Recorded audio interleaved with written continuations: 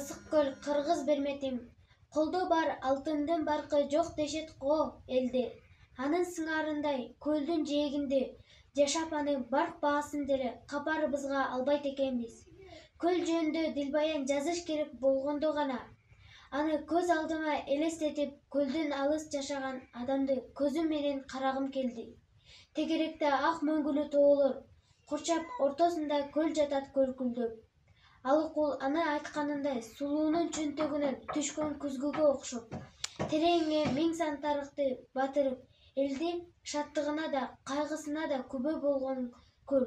Шорлуу элибиздин өткөн күндөрүнүн муңу көп болуп, көз жаштан таралган өңдөнөт мага.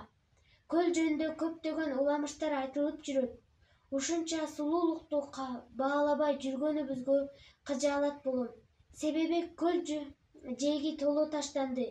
Ажатканалар да жок. Болсо начар абалда жана жетишсиз. Былтыр арабтар келип, көлүңөр арам экен деп эс алып байрыланбай кетип калышканын укканым бар. Ажатканаларда жок болгонунан айнып кетишиптир.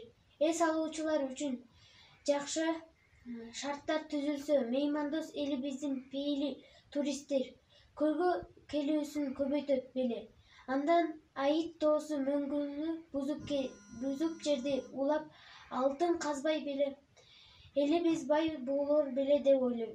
Ысык көлдү көл эмес, көл деген элдин сөзү да.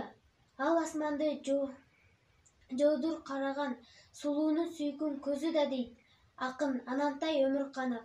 Демек көлдү көзүбүздөй керегиндей сактообуз керек.